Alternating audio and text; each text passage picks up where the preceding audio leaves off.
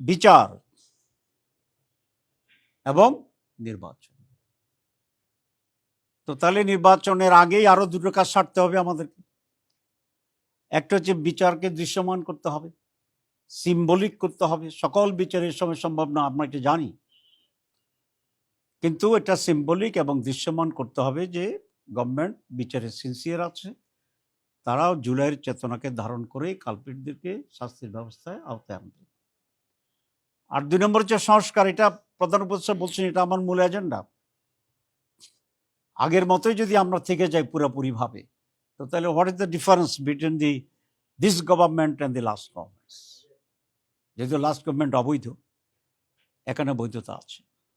আর আপনারা জানেন যে প্রায় 2 মাস আমরা সংস্কারের ব্যাপারে অনেকগুলো দল একসাথে বসে এক্সারসাইজ করেছি, আমাকেও প্রচুর সময় দিতে হয়েছে, আমরা ঐক্যমত্যেও পৌঁছতে পেরেছি। কিন্তু হঠাৎ করে সেখানে একটা শ্লথতা আমরা দেখলাম যে আমরা একমত হয়েছি, তারপরে কি?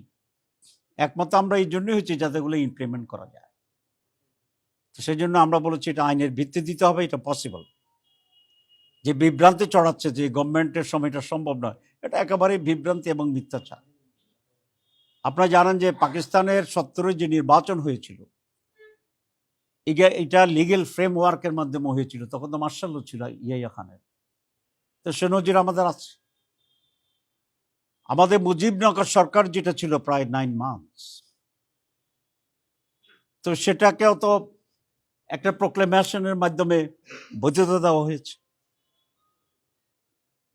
শহীদ প্রেসিডেন্ট জিয়াউর রহমান যখন হানা ভোট করছিলেন, তখনও সংবিধান ছিল না। তিনি হানা ভোটের ভিতরে রেফারেন্ডাম, যেটাকে আমরা বলছি, রেফারেন্ডামের মাধ্যমে প্রেসিডেন্ট হিসাবে বৈধতা নিয়েছে। এবং আরো 2টি রেফারেন্ডামের পরেও আরো 2টি উনি প্রোক্লেমেশন করেছিলেন সেই সময়। আমাদের এরশাদ সাহেবের সময়ও 2টি প্রোক্লেমেশন ছিল।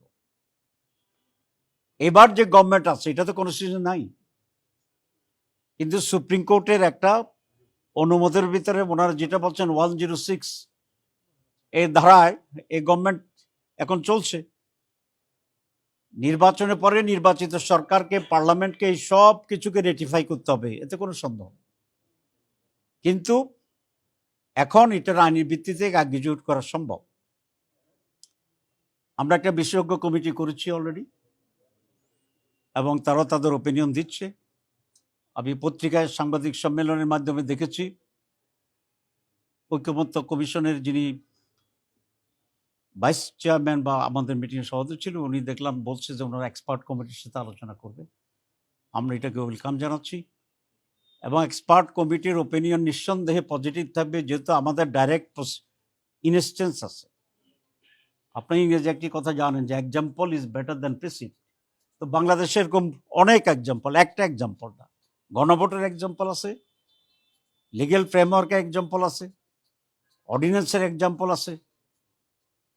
তো যে কোনো একটাকে এখন আমরা ব্যবহার করে এটাকে আমরা বইতে দিতে হবে, এবং সংস্কারের ভিত্তিতেই নির্বাচন হইতে হবে, যেটি কিছুটা হইলেও ফেয়ার ইলেকশনের একটা আস্থা বা ফেয়ার ইলেকশন হবে এরকম একটা কনফিডেন্স মানুষের গ্রো করতে পারে। শুধু আমার দাবি খুব স্পষ্ট যে আমরা অবশ্যই নির্বাচন চাই, নির্বাচনে আমরা অংশগ্রহণ করতে চাই, কিন্তু নির্বাচনকে ফেয়ার করার শর্তটাকে আমরা জোর করে এখানে খুব গুরুত্বের সাথে বিবেচনা করতে চাই। সেই জন্যে ঐকমত্য কমিশনের যে সুপারিশ আছে সেগুলোকে আইনি ভিত্তি দেওয়া, বাস্তবায়ন করা, এবং সেই ভিত্তিতে আগামী নির্বাচন হইতে হবে। আমাদের কিছু বাড়তি পলিটিক্যাল দাবি আছে, যেটার সংসদে একটা পোর্শন আমরা একমত হয়েছি, সেটা হচ্ছে পিআর আপার হাউসে।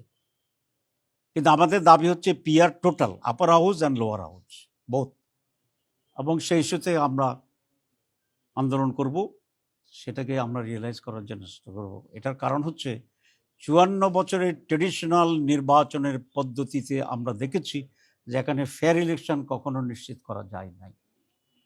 সুতরাং এই দীর্ঘ সময়ের ব্যর্থতার প্রেক্ষিতে আমরা একটা নতুন এক্সপেরিমেন্ট করতে চাই, যারা পৃথিবীর প্রায় 70-80টা দেশে আছে, যেটা মোর প্রতিনিধিত্বমূলক। একজন 51% পেয়েছে, একজন 49% পেয়েছে। বর্তমান ট্রেডিশনাল সিস্টেমে যিনি 51 পেয়েছেন উনি গলায় মালা পরবেন, জিন্দাবাদ। আর যিনি মাত্র 2% কম পাইছেন তিনি জিরো হয়ে যাবেন। আগে যখন ইলেকশন করতাম, বিশেষ করে মহিলারা বলতো বাবা ভোট পাসাবো না, তখন বুঝতাম না, এখন তো ঠিকই আছে, মানে that will not be valued at all. কিন্তু পিআর সিস্টেমে আপনি 49% এখানে পেয়েছেন, আর কোথাও আপনি 52% পেয়েছেন, আর কোথাও আপনি 10% পেয়েছেন।